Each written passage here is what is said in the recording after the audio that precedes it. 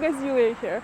So in today's video I wanted to give you an update on the window boxes. So I planted up this one on the second floor over a month ago, and I planted some window boxes in the vegetable garden about a month ago, and they filled in so nicely, and I will start with this one. The problem is it's kind of difficult to show this window box from up here. Let me try to move in this direction. I think what I'm going to do, I'm going to climb on the ladder, and I'm going to show it to you up close because it is beautiful.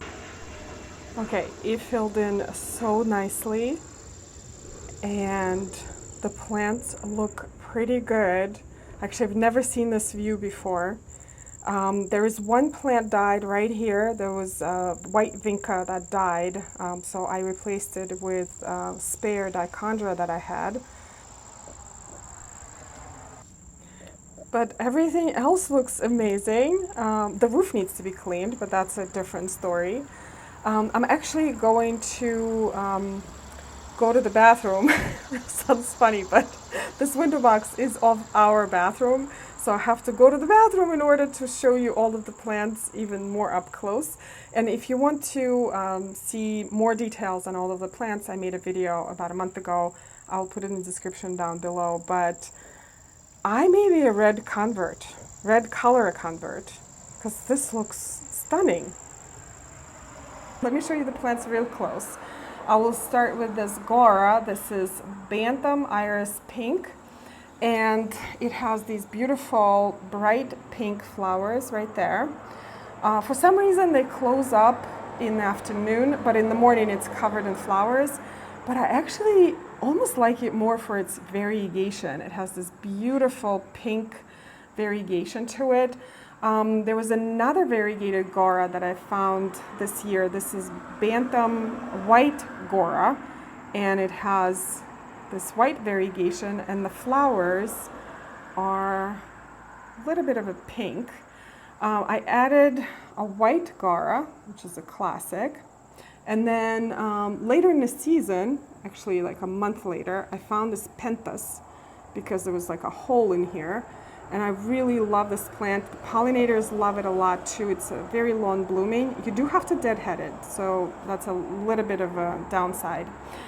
Now this plant right here, I'm in love with. My goodness, look at that color. So this is Ivy League Burgundy Geranium, and it's cascading geranium. So it kind of overspills on the other side.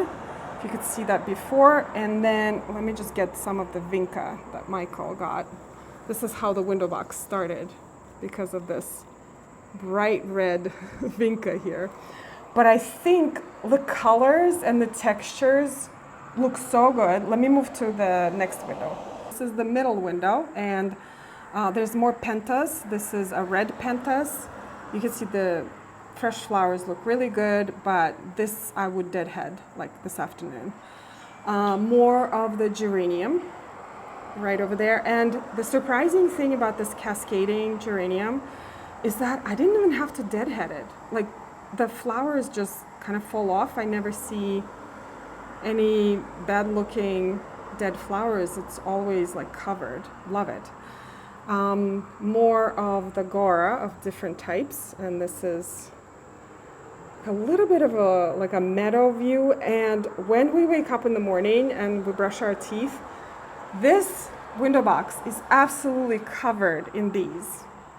They love everything in this window box. And this is the third window. Again, more of the Gora, which is just such a beautiful plant. More of the geranium, and I have the Dichondra Silver Falls right there. You can see it better from the other side. And Scaevola Bombay White right here, kind of working its way in. It's just such a fun, different, for me, window box. Definitely bright, but because of the Gora, it has this meadowy look that I love so much. It filled in so beautifully. Oh, love it. And now let me show you the vegetable garden window boxes. Overall, I am really pleased with the way these turned out. These are self-watering window boxes, so I only have to water them every 3 to 4 days when it doesn't rain. When it rains, which it has been in the last week, almost every day, I don't water them at all. But here's one thing that bothers me a lot is this tomato here. So I planted indeterminate tomatoes in this bed, and they cover the beautiful window boxes. So next year I will plant something shorter, maybe peppers or determinate tomatoes. But the tomatoes look good though. So let me show you each window box individually and all of the plants that I have here. First window box, and I actually saved all of the labels and I brought them out for you to show. So this is Supertunia Royal Velvet.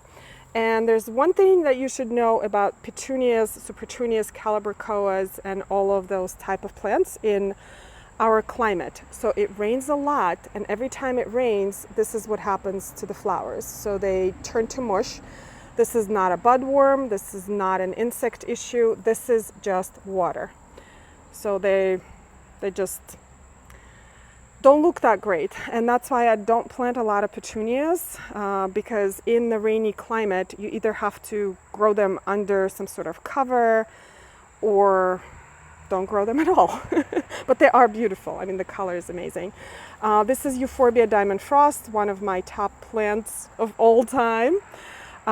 This is a heliotrope, and I love the scent. I actually deadheaded it a few weeks ago, and now the flowers are coming back.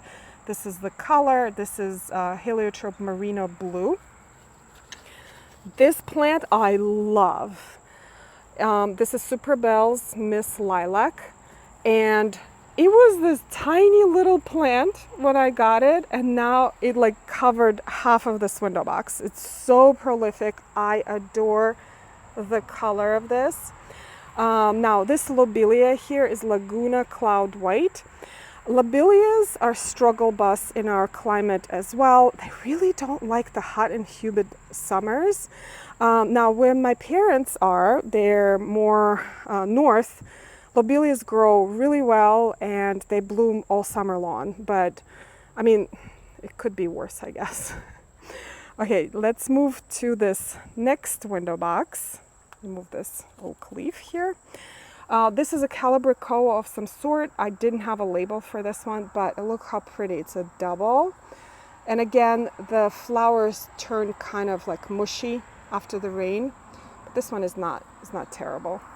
Another Diamond Frost Euphorbia, and this is Angelonia Archangel Purple. Now, Angelonias love our climate. I mean, look how pretty.